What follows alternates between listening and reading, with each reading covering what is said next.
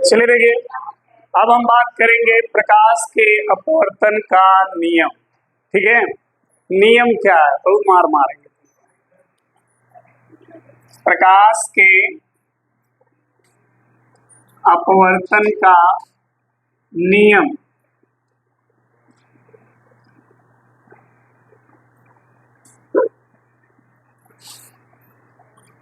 नियम, ठीक है, इसी को हम शर्तें भी कहते हैं।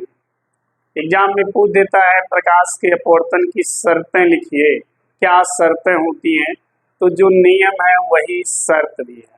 ये नहीं कि सर जी शर्त नहीं पढ़ा रहे हैं, शर्त भी ध्यान रखिएगा, इसी को शर्त भी कहता है, शर्तें। ठीक है, क्या क्या शर्तें हैं, क्या क्या नियम हैं, उसको अब देखें।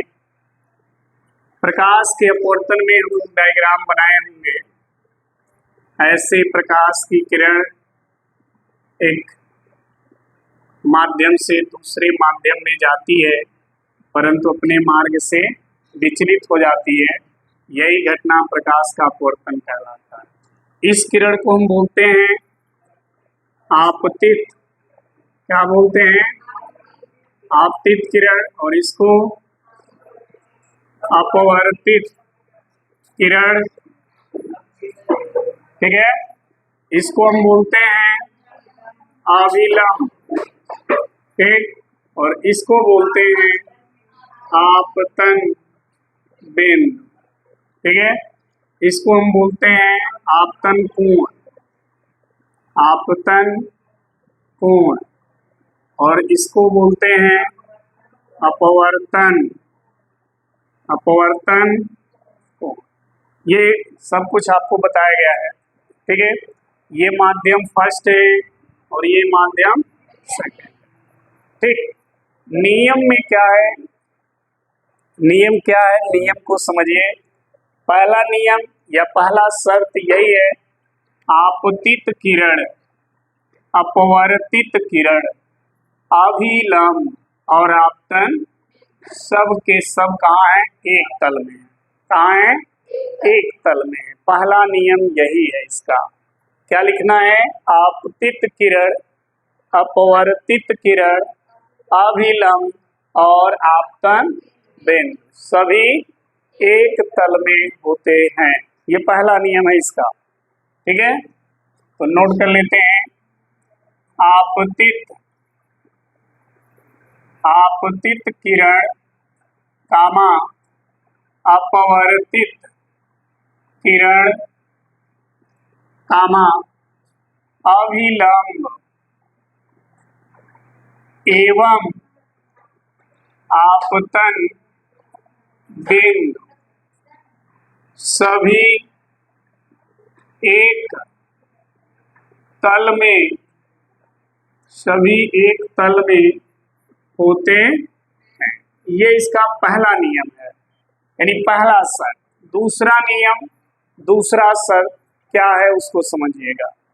दूसरा नियम यह कहता है कि जब प्रकाश की किरण एक माध्यम से दूसरे माध्यम में जाती है तो प्रकाश की चाल और तरंगदैर्घ्य बदल जाता है, लेकिन उसकी आवृत्ति और कला में कोई परिवर्तन नहीं होता। कई बार यहीं से प्रश्न पूछा है कि अपवर्तन के क्रिया में प्रकाश का क्या अपवर्तित रहता है? अपवर्तित का मतलब बदलता नहीं है, तो वो है आवृत्ति और कला।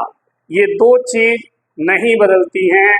तरंगदैर्घ्य बदल जाएगा, चाल बदल जाएगा। दो चीज बदल जाएंगी, दो चीज नहीं बदलेंगी। ठीक है, तो ध्यान रखिएगा, जब प्रकाश एक माध्यम से दूसरे माध्यम में जाती है तो उसकी चाल और तरंग दैर्घ्य परिवर्तित हो जाता है,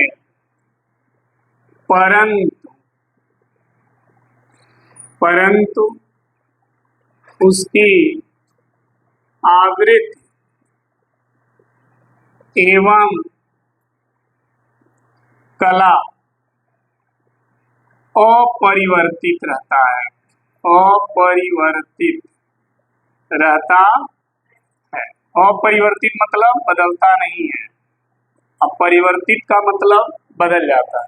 तो चाल और तरंगदैर्घ्य परिवर्तित हो जाता है, नहीं बदल जाता है, लेकिन आवृत्ति और कला दो चीज अपरिवर्तित होता है। ठीक, दूसरा नियम ये कहता है, तीसरा नियम समझिए, तीसरा नियम है कि जो आपतन कोण है उसका जया, जया यानी साइन, साइन को हिंदी में जया बोलते हैं, कास को कोज्या बोलते हैं, टेन को अस्पर्जया बोलते हैं, ये हिंदी है उनका। तो साइन, इस आपतन कोण की जया यानी साइन आई, अपवर्तन कोण की जया यानी साइन आर, दोनों का अनुपात नियत होता है, ऐसा तीसरा नियम है इसका। ठीक है, तो ध्यान रखिएगा, आपतन कोण की जया, जया यानी ब्रैकेट में साइन आई, और अपवर्तन, अपवर्तन कोण की जया यानी साइन आर का अनुपात क्या होता है, नियत होता है। ये तीसरा नियम है, इसका मतलब साइन आई बटा साइन आर बराबर नियत, ये तीसरे नियम का रूल है। ठीक है, साइन आई बटे साइन आर बराबर नियत। ये जो नियत है इसी को हम अपवर्तनांक भी कहते हैं। ये अपवर्तनांक ये बतलाता है कि एक माध्यम के सापेक्ष दूसरे माध्यम का अपवर्तनांक, मतलब बताता है कि प्रकाश एक माध्यम से दूसरे माध्यम में आकर के अपने मार्ग से विचलित हो रही है। यहाँ लिखेंगे, इस, यहाँ लिख दे रहे हैं, इस नियतांक को माध्यम का क्या कहते हैं, अपवर्तनांक कहते हैं। ठीक है, इस नियत को माध्यम का क्या कहते हैं, अपवर्तनांक कहते हैं। तो अपवर्तनांक कैसे दर्शाएंगे देखिए, समझिएगा, साइन आई बटे साइन आर बराबर 1n2, ये लिखेंगे। ये चलिए इतना नोट कर लीजिए, अभी दिखेगा, नोट कर लीजिए, फिर आगे बताते। नहीं फिगर है, हमने कहा जो ये नियत शब्द है लिखा है ना, नियत, इसी को हम अपवर्तनांक कहते हैं। ठीक है, तो इसको लिखेंगे क्या, 1n2 equal to sine i upon sine r. ठीक है, 1n2 equal to sine i upon sine r, मतलब पहले माध्यम के सापेक्ष दूसरे माध्यम का अपवर्तनांक बराबर होगा पहले माध्यम में आपतन कोण बटा दूसरे माध्यम में अपवर्तन। समझ में आई बात? तो ये थर्ड रूल हो गया, 1n2 equal to sine i by sine r. ठीक है, अब देखिए कभी कभी होता है, पूछता है निरपेक्ष अपवर्तनांक क्या होता है। तो जब प्रकाश की किरण वायु से किसी दूसरे माध्यम में आती है तो वहां भी वो अपने मार्ग से विचलित होगी, वहां भी अपवर्तनांक होगा, लेकिन उस अपवर्तनांक को निरपेक्ष अपवर्तनांक कहा जाता है। जब प्रकाश की किरण वायु से किसी दूसरे माध्यम में प्रवेश करती है तो उस अपवर्तनांक को निरपेक्ष अपवर्तनांक कहते हैं। लेकिन जब प्रकाश की किरण वायु के अलावा किसी और माध्यम से किसी और माध्यम में प्रवेश करती है तो उस अपवर्तनांक को सापेक्ष अपवर्तनांक कहते हैं। ध्यान रखना इस बात को। जैसे वायु से जल में आ गई तो यहाँ भी प्रकाश की किरण अपने मार्ग से विचलित होगी ना। तो यहाँ पे जो अपवर्तनांक होगा ANW, इसको निरपेक्ष अपवर्तनांक कहेंगे। लेकिन अगर प्रकाश की किरण मान लो जल से कांच में आ रही है ऐसे, ठीक, यहाँ भी अपवर्तनांक हुआ, यहाँ लिखोगे WmG, लेकिन इसको बोलेंगे सापेक्ष अपवर्तनांक। यानी किसी माध्यम से दूसरे माध्यम में प्रकाश की किरण जाती है तो भी अपवर्तनांक होता है या अपवर्तन होता है, तो उस अपवर्तनांक को क्या बोलेंगे? सापेक्ष। लेकिन जब वायु से किसी माध्यम में जाएगी तो उस अपवर्तनांक को क्या बोलेंगे? निरपेक्ष। जब आप क्वेश्चन पढ़ेंगे तो क्वेश्चन में दिया रहता है कांच का अपवर्तनांक कितना है, जल का अपवर्तनांक कितना है, इसका मतलब ये सब निरपेक्ष अपवर्तनांक है। अगर कहीं लिखा है जल के सापेक्ष कांच का अपवर्तनांक कितना है तो वो सापेक्ष अपवर्तनांक है, ठीक है। केवल लिखा है जल का अपवर्तनांक, केवल लिखा है जल का अपवर्तनांक, तो इसका मतलब ANW की बात कर रहा है, ठीक है। अगर लिखा है जल के सापेक्ष कांच का अपवर्तनांक, यानी वो इसकी बात कर रहा है। ये सापेक्ष है और ये निरपेक्ष है, ठीक है ना। समझ में आ गई बात?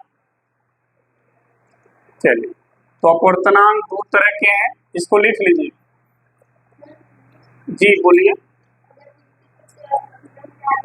हाँ, विचलित होके अभिलंब पे आ गया तो विचलित होके अभिलंब पर कैसे आ जाएगा बताओ? तुम्हारा प्रश्न ये है, ये अभिलंब है, प्रकाश की किरण ऐसे गई और इस माध्यम में आ रही है, ये और सघन हो तो ऐसे आ जाएगी, ये और सघन हो तो इस पे आ जाएगी, यही ना। हाँ, तो इस पे आ जाएगी तो क्या हो जाएगा? अपवर्तन कोण कितना हो जाएगा? अपवर्तन कोण कितना हो जाएगा? हाँ, जब माध्यम बहुत ज्यादा सघन हो जाएगा तो आ सकता है, लेकिन ऐसा नहीं है, कुछ न कुछ कोण बनेगा। इस तरह हो जाएगा तो अपवर्तन कोण 0 हो जाएगा ना। जब अपवर्तन कोण 0 हो जाएगा तो 1n2 बराबर होता है साइन I बटे साइन 0, और साइन 0 का मान 0, तो पूरा अपवर्तनांक क्या हो जाएगा? 0 हो जाएगा, यानी अपवर्तनांक होगा ही नहीं। समझ में आई बात? अगर प्रकाश की किरण अपवर्तित होते होते अभिलंब पर आ जाएगी तो अपवर्तन कोण बनेगा ही नहीं। बनेगा भाई? अपवर्तन कोण कौन सा कोण है? देखिए ध्यान से, अपवर्तन कोण अभिलंब और अपवर्तित किरण के बीच का है, ये है, यही ना अपवर्तन कोण। तो अगर ये धीरे धीरे धीरे धीरे इस पे आ जाएगा तो यही बनेगा, तो 0 हो जाएगा। R का मान 0 रखेंगे तो पूरा वैल्यू क्या हो जाएगी? तो अपवर्तन होगा ही नहीं, उसको अपवर्तन नहीं कहा जाएगा। समझ आई बात? अपवर्तन के लिए आपतन कोण और अपवर्तन कोण का होना भी जरूरी है। समझ में आया? अपवर्तन के लिए जितना जरूरी माध्यम का है अलग अलग, उतना ही जरूरी आपतन कोण और अपवर्तन कोण का भी है, ये भी होना जरूरी है। समझ में आया? तभी तो तीसरा नियम लागू होगा। ये 3 नियम है उसके, इनमें से एक भी नियम अलग हो जाएगा तो अपवर्तन की क्रिया नहीं होगी। ठीक, तो ये नोट कर लिए। चलिए दूसरा देखिए, अगर प्रकाश की किरण को किसी पृष्ठ पर, या ये पृष्ठ है जो 2 माध्यम को अलग कर रहा है, और इस पृष्ठ पर प्रकाश की किरण को सीधा डाला जाए, ऐसे डाला जाए, तो क्या अपवर्तन होगा? अपवर्तन होगा नहीं। ए बकलुलिया, हाई अभिलंब है, हाई आपतन कोण है ना। तो जब इसी पर किरण आएगी तो हाई कोण कहाँ बनेगा? जब सीधा डालोगे तो खुद ही अभिलंब रहेगा, तो आपतन कोण बनेगा? नहीं बनेगा। और वो किरण सीधे पार आ जाएगी तो अपवर्तन कोण भी नहीं बनेगा, दोनों कोण नहीं बनेंगे तो वो अपवर्तन नहीं होगा। ठीक है। कितनी बार टीचर लोग इसी को कंफ्यूज करके रख देते हैं कि बताओ किसी पृष्ठ, दो माध्यम हैं, एक पृष्ठ दोनों को अलग कर रहा है, उस पृष्ठ पर प्रकाश की किरणें एकदम अविलंबवत पड़ रही हैं, तो अपवर्तन होगा कि नहीं होगा? तो नहीं होगा। क्यों नहीं होगा? क्योंकि आपतन कोण अपवर्तन कोण सब क्या हो जाएंगे? जीरो। ठीक है। और दूसरा, अगर मान लो तुमने जो कहा कि यदि अपवर्तित किरण अभिलंब पर आ जाए तो तब भी नहीं होगा। ठीक है। अभी अपवर्तन के लिए आपतन कोण अपवर्तन कोण भी जरूरी है, अभिलंब के लिए अपवर्तन के लिए दोनों माध्यम का अलग अलग होना भी जरूरी है। ठीक है। अगर इनमें से कोई एक नहीं होगा तो अपवर्तन की क्रिया नहीं होगी। ठीक है ना?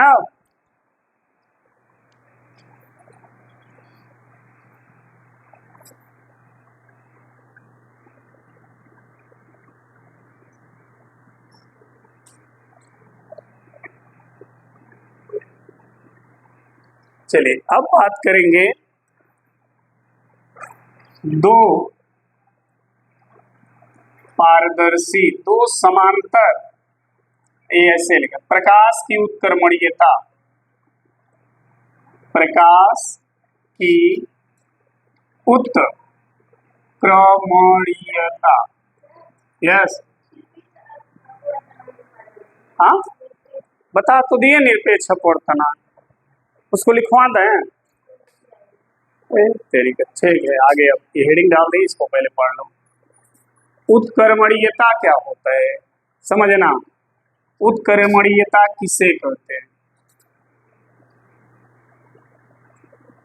ये एक माध्यम है वायु और ये एक माध्यम है कांच और फिर ये है वायु। सही है, दो माध्यम है।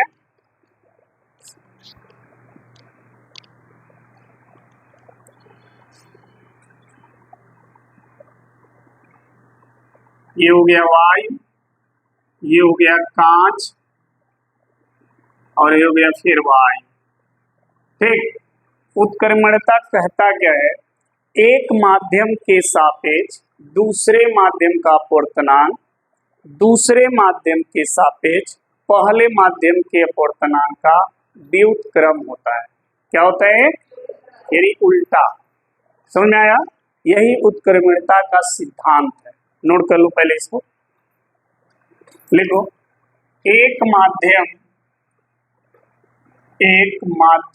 के सापेक्ष दूसरे माध्यम का अपवर्तनांक, ठीक है, दूसरे माध्यम के सापेक्ष पहले माध्यम के अपवर्तनांक के व्युत्क्रम होता है।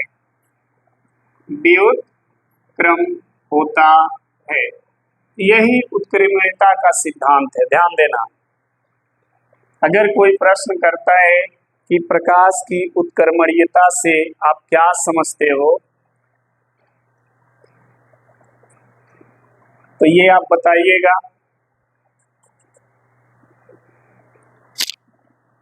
चलिए देखिए, अब इसको हम प्रूफ करेंगे कैसे। देखिए, ये एक माध्यम है वायु, इसको पहला माध्यम मान लें, दूसरा माध्यम है कांच, फिर ये वायु। ठीक। प्रकाश की किरण ऐसे आ रही है, ठीक है, ऐसे जहां पर आ रही वहां पर ऐसे विलंब डाल दिया। जाने का रास्ता सीधा है, नहीं जाएगी क्योंकि ये माध्यम सघन है। सघन माध्यम में अविलंब की ओर झुक जाएगी। फिर यहाँ पर आई, अब यहाँ पर जाने का रास्ता ये है, लेकिन अब अविलंब से दूर हट जाएगी। समझ में आ रही बात? यानी दो बार इसका अपवर्तन हो रहा है, एक बार पॉइंट ए पर और एक बार पॉइंट बी पर। ठीक है। यहाँ पर अगर देखें तो आपतन कोण आई है, यहाँ पर अपवर्तन कोण R1 है, यही यहाँ भी होगा R1 और ये हो जाएगा I, ठीक है। क्योंकि देखिए जितने डिग्री का ये कोण बनेगा ना उतने डिग्री का ये भी बनेगा। क्यों बनेगा? क्योंकि ये अभिलंब और ये अभिलंब दोनों अभिलंब क्या है, समांतर है। तिर्यक रेखा जब काटेगी तो ये कोण आपस में क्या होंगे, बराबर होते हैं। तो ज्यामिति के अनुसार ये और ये कोण बराबर होगा। अगर ये R1 है तो ये भी R1 रहेगा। और फिर देखिए y में आपतन कोण क्या था, फिर y में आ गया तो फिर उतना ही कोण बनेगा, माध्यम समान है। तो अब देखिए लिखेंगे, माना कोई प्रकाश की किरण, माना कोई प्रकाश की किरण y से या y यानी माध्यम, माध्यम एक से माध्यम दो में प्रवेश करती है तो पहले माध्यम के सापेक्ष दूसरे माध्यम का अपवर्तना। देखो यहाँ पर ध्यान से, y से किस में आ रही है, कांच में, कांच है ना वो, हाँ कांच में आ रही है। तो जब y से कांच में आएगी तो किस माध्यम में विचलित होगी, कांच में। तो y के सापेक्ष कांच का अपवर्तनांक लिखें या पहले माध्यम के सापेक्ष दूसरे माध्यम का अपवर्तनांक लिखें। तो बराबर क्या हो जाएगा, sign I upon sign R1, ये R1 है ना अपवर्तन, तो साइन I बटा साइन, ये हो गया इक्वेशन फर्स्ट। अब इसके बाद कांच से किस में आ रही है, y में। अब प्रकाश की किरण कांच से या दो माध्यम दो से माध्यम एक में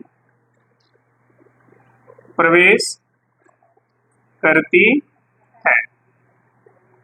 तो अब दो से एक में आ रही है तो इसका मतलब दूसरे के सापेक्ष पहले का अपवर्तना, क्योंकि दो से एक में आ रही है तो अपवर्तित किस में होगी, एक में। तो साइन I के जगह क्या हो जाएगा, R1, ये आपतन हो जाएगा और अपवर्तन क्या हो जाएगा, I, और ये हो गया समीकरण 2, ठीक है। समीकरण 1 और 2, समीकरण 1 और 2 का गुणा कर दें, क्या कर दें, गुणा करने पर दोनों समीकरण का जब गुणा करेंगे तो दोनों का लेफ्ट साइड गुणा कर लीजिए। गुणा करने पे क्या आएगा, 1n 2 गुणे 2n1, और इधर राइट साइड का गुणा कर लें तो साइन I बटा sine R1 into sine R1 बटा साइन I होगा। साइन R1 से साइन R1 साइन I से कट गया, हो गया 1n2 बराबर इंटू 2n1 बराबर 1। तो 1n2 बराबर क्या आएगा, यहाँ देखिए 1n2 बराबर क्या आएगा, इसको उधर भेज देंगे तो 1 बटा 2n1, यही आया ना। यही तो हमने यहाँ लिखा है कि एक माध्यम के सापेक्ष दूसरे माध्यम का अपवर्तनांक दूसरे माध्यम के सापेक्ष पहले माध्यम के अपवर्तनांक का क्या होता है, व्युत्क्रम, उल्टा होता है। यही तो हमने लिखा है। अब देखो पहले माध्यम को आप y को दे दो, दूसरे माध्यम को कांच, तो हो जाएगा an, क्या हो जाएगा, ANG हो जाएगा, फिर बराबर होगा 1 बटा GN। समझ में आ गया, नोट कर लीजिए।